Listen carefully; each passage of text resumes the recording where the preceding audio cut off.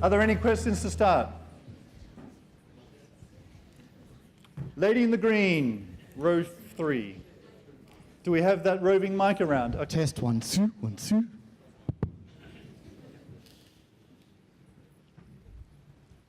Hi Todd, my name's Kelly Charles. I'm from Content Group in Canberra, and one of the question I have for you is trying to convince clients that making that initial investment. We've talked today about strategy and the importance of having a strategy.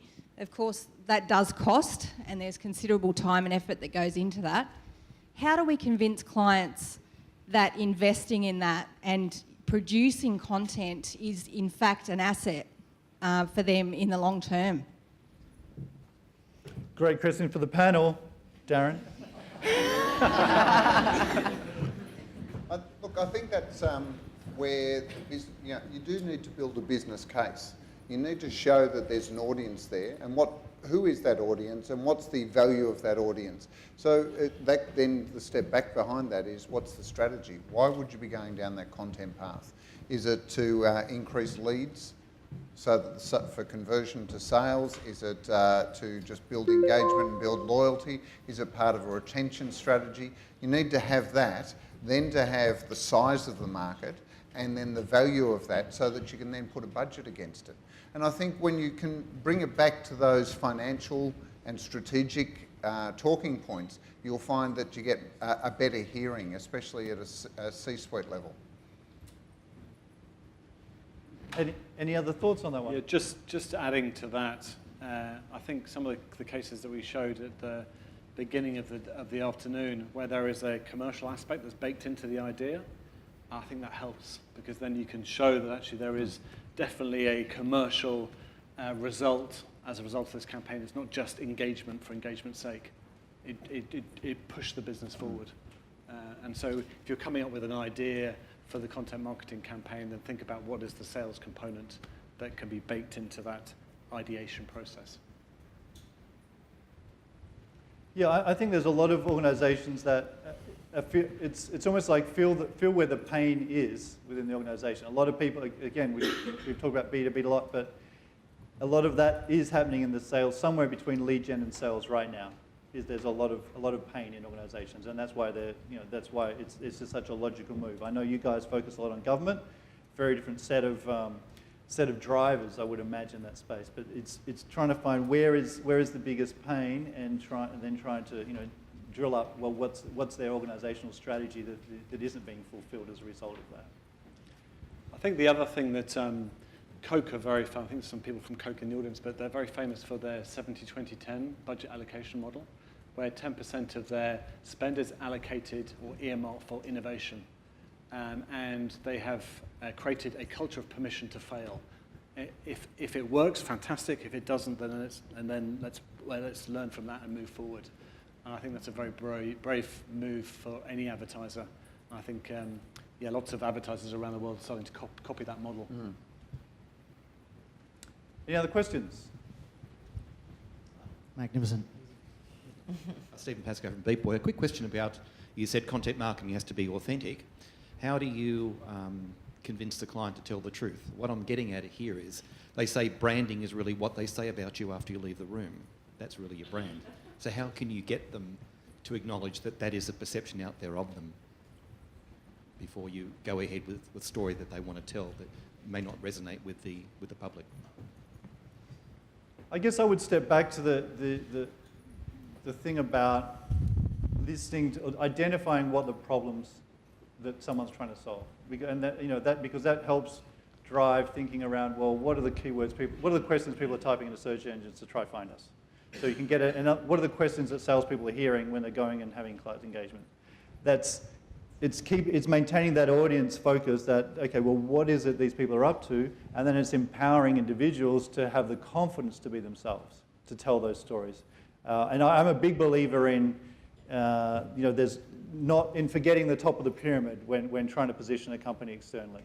I think it's all about the middle tiers. It's about the coalface people. People don't want the higher someone gets in terms of seniority, the more the perception is that there's a controlled message or a PR element or comms element in that. People want to have the real stories, hard, practical tips from people who are actually talking directly to their problems. And this sort of practical problem-solving content, in B2B at least, is a really key driver. And it's a very big difference between, everyone wants to do thought leadership. Everyone wants to say, you know, we have very worthy content, and a lot of people come from, especially from consulting organizations, we're full of worthy content. Well, we're very good people, we're very serious, important people, right? So we have this ability and bucket loads of stuff that can tell people how, you know, demonstrate how clever we are. But the fact is, it's often not addressing those very tactical problems and challenges that people want to have. People don't want to, no one talks about pricing because it's confronting, but all the people are searching for pricing, right? All the people are searching for your competitors' names, all the people are searching for your competitors' products. You really should be writing about that stuff, because that's how you capture the traffic. And that's something that's very, again, it's a very big barrier for people to start stepping over that. If you're a worthy company with, you know, 20 years legacy in the marketplace and you're the industry leader, blah, blah, blah, you're caught up in yourself rather than thinking about what is the actual market demanding that can help drive your connections. I was just going to say, the thing about content is it's so inextricably linked to sharing and social. And I think the lessons of social is that you need that authenticity. What was the big financial company that asked the CEO and on Twitter? And, you know, within an hour they had to shut it down because the conversation out there amongst the Twitter sphere was all about, you know, how do you feel eating babies, you know. What's the big... Goldman Sachs. Goldman Sachs, that's it. Goldman Sachs, you know, how dare they go out and say on Twitter, you know, the CEO is here to talk to you and not expect to get negativity, you know, and it was almost like a shock to them because in their ivory tower they suddenly had allowed the people in to say what they really wanted to say, and they shut it down. That was their only reaction to it. So you have to say to clients, you know, if you go, marketers and companies, if you're going to put yourself out there with content, think about this as social, because it's social sharing. And if you're not authentic, if you're not true, if you're not honest, you don't have to be completely disclosing up front, but if someone challenges you on you, you have to be prepared to answer those criticisms honestly, because as soon as you shut it down, you look like you've got something to hide. In fact, they probably have. It comes down to a matter of trust. I think it's all about trust. So consumers very mistrusting of brands these days. So if you open yourselves up and you have good intentions and it's well meant and it's about integrity, then consumers will respond to that, and they will feed off on that. But they can obviously, because everything's transparent on the internet, they can spot when you're lying or when it's a Goldman Sachs gimmick. Yeah, I think it was Goldman Sachs thought they were being authentic. Yeah. They just didn't understand the audience. But you can't be authentic for 20 minutes, you know. You've got to and I also think it's about people to people rather than, you know, brand to people, and that is what authenticity really is all about. And like back to your point around rock stars, you know, internally, I think that's what it really is. Personal brands. Yeah. So that's where it comes from, and that's you know, so listening what your audience wants, but also then not bringing out the brand voice, but the people, the brand as into what people do in the day-to-day. Another example on the transparency one, which I think is really interesting. So Walmart, obviously big US, you know, behemoth. They, I'm not sure how many people are familiar. In 2012, it broke that there was this bribery scandal in Mexico. They'd spent, I think, either $20 or $50 million basically bribing their way into locations and fast-tracking projects. Now, the key thing with this is that Walmart's entire enormous PR focus is around positioning themselves as the trustworthy support of the local environment. You know, it's the antithesis of their entire aggressive positioning of doing the right thing. Their stock value dropped $12 billion in one day. Their market cap, sorry. Okay. So at some point, I mean, and this was related to a scandal that happened 5 years before, but it had only just been uncovered. At some point, transparency is going to make the truth come out. It's harder and harder to hide from these things. I'll give you another example. A friend of mine posted on Facebook a couple of weeks ago, I will never buy from, a friend of mine just said why I use this photo sharing service instead of this one. And I said, I'll never use that one because I went through 3 interviews for a job with them and they never got back to me. And this had quickly hundreds of comments from people saying, that's the reason why I never go to Best Buy, or that's the reason why I never do this. I hate these people. This sort of content, these experiences are now so, this sort of activity that's had an economic impact for so long that hasn't been measurable is now becoming very, very apparent. And doing the right thing by people and listening and understanding that there's an interconnection between your audience and your customers and your employees and everyone is actually the key to what the transparency thing means, I think. That was a big ramble. Sorry about that. Wow, let me tell you another thing. I'll pull you up. David Pembroke from Content Group, and a question, Darren, to you. As a marketing management consultant here in Australia and also into Asia, can you offer some observations as to the maturity of the industry of content marketing as it relates to all of the various areas of the advertising industry? Yeah, look, content marketing for a lot of marketers, B2C marketers, is still a real challenge because they're really not sure what the position is. I think B2B, it's easier to understand the sort of transaction that happens, the sharing of knowledge, and the engagement with that. But I think a lot of brand marketers that are working in that B2C still don't understand the role that content plays, or if they do, they're inclined to not have the long-term commitment. And I think that's because FMCG, consumer goods, was traditionally always about campaign.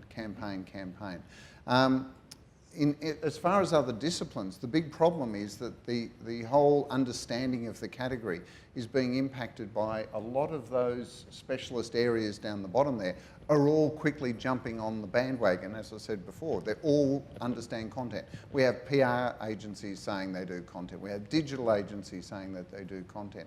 They can all have a role to play, but many of them don't actually get content.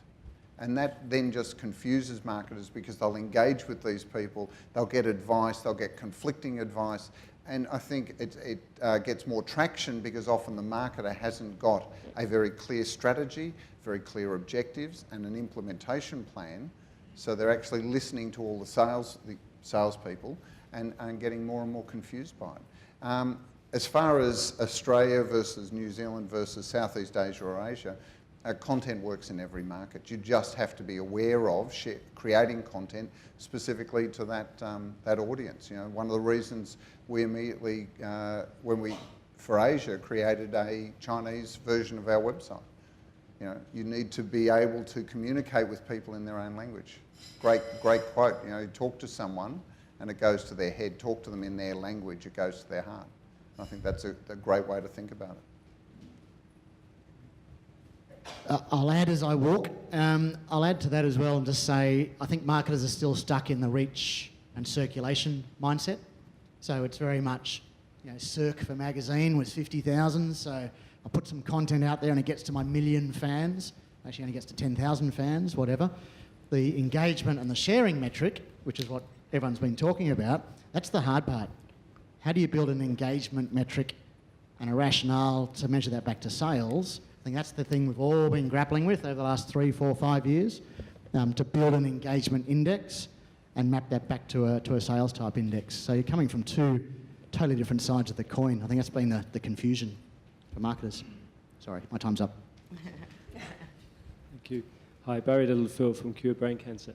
I just got a question, and it really encompasses a lot of the things that you've been talking about: trust, authenticity, everything else, and also with you, Darren, about the plethora of people and agencies that are involved, whether it's PR or advertising or a direct or whatever. How do you control the message as a company? I'm not just talking about brands, and tie that back to your values, what is really important, and expectations of your audiences. How do you control that message, and should you control that message within content? Can I jump in? Yep. You can't control it. Consumers control brands these days. So to use another example from Coke, there's so much UGC, user-generated content on Coke, on the web, on YouTube and all the rest of it. And I think Coke's strategy to it is don't try and change it, but just put out their brand strategy in a way that's really simple and really clear. And then you get people to create user-generated content off your brand strategy. And this brand strategy is open happiness, very simple for everyone to understand. It's brought to life in lots of different formats around the world, and that's their strategy. You can't, of course, if you go onto the web, you'll see a lot of stuff around Coke and Mentos and this, but you can't do anything about that. It's there. But if and I hope I'm not, I don't want to speak for Coke, but this is kind of what we've picked up at WARC in terms of their strategy, that actually just have a clear, very simple brand strategy, and then you've got a much better chance of people creating content off the messaging that you want to promote. I would just contend, and I think I probably would agree with you, I contend that that's the very thing that would make a lot of senior executives really nervous. In big corporations, that they can't control the message. They can't anymore. And that makes them feel really, really vulnerable because of things like Walmart happening. Okay? And that, you can wipe the value out completely. So. But the problem is that if you do nothing, you've created a vacuum, and in that vacuum it just allows other people to fill the conversation. And they're talking about you anyway. Yeah. Whether it's offline or online. Absolutely And agree. somebody needs to drive brand preference. So if you're not talking, if you're not there, if you're not being, if you're not doing anything, then your competitor is, and then the executives are going to hurt a lot more if they're not seeing the sales. So. And I think I've a really good example recently, and probably a lot of people in the room have seen it, was the Domino's video that they did, and they featured complaints that appeared on their Facebook page over a period of time. And I guess back to the point, Ed's point about you can't control it, I think it is the spin you put on it, without really saying spin as in where, in that context. Authentic spin. Authentic spin, I think we'll say, but yeah. But just taking that back to their customers and saying, this is what's being said about us. I think a lot of people can see that there are some people that will always complain about stuff. Always brands will have complaints. And it's, I guess, how you deal with them and how you really present yourself in an authentic way, which we've spoken about, so that you can kind of, the people that are prepared to make a considered judgment of you can look and see what you're doing and that you're actually being true to yourself. I think senior managers have to embrace it. Did anyone see the Macca's Our Food, Your Questions campaign? Most of you did, Canada. I mean, they opened up a platform of questions about their product, and plenty of dodgy questions, but they managed it, facilitated it really well. Remember BP, the oil spill? What was that, 2008, 7? They didn't react. So to the points here, they didn't react and ban BP, boycott BP, spread out all over Facebook. Disaster, because they hid in the sand, I think, for about 5 days, 6 days. I think we had a question at the back. Yeah, James here. Just interested in your views around the challenges once you've developed a really solid strategy and working towards developing a good process. We're finding when we work with a lot of clients that there's a real juggling act between scaling your content marketing and creating really effective processes, and then also creating really amazing original content and promoting that really well. And there's just a bit of a difficulty in terms of getting that machine running, but also having the time to invest and really develop amazing content that's fresh and different and new and isn't just rehashing the same concepts. Do you have any good suggestions or experiences that you guys have come across? You guys have now pretty standardized long-term processes. How did you get over that kind of juggling act between creating really amazing content but also really scalable processes and, developing content quickly and consistently? Yeah, let me kick that one off. I fundamentally believe that for this to work, and of course everyone's going to prove me wrong now and say you don't need that at all, but I believe there really needs to be a person, senior, somewhere in the mix who has the ability to call bullshit on something, right? That's the Steve Jobs who says, no, go back and fix the screen, right? It's that person who is the custodian of the audience's wants and needs, and can empathise with their viewpoint rather than the company's viewpoint and say, does this resonate with me? Would I buy this, or does it smell like you're trying to sell me something? Okay? Because you can, there was a great example earlier, I think it was one of your ones, Ed, where you can actually get away with, if you really run with genuinely interesting audience-targeted editorial content, you can actually get away with almost inserting ads around that content, because that's the credibility. People are used to seeing content in that sort of context. But if you go 3/4 of the way and never quite get there with the authenticity and something's actually speaking to them, then they won't, it doesn't matter what you do. It smells too much of you and not enough for them. I don't think I answered any of your questions, so I'm going to pass to Sky. Have you got anything to add on that? I mean, we're still in very early stages. I think it's just, I've found working with an agency, as we spoke before, has just helped scale things and get there and kind of provide another perspective on it.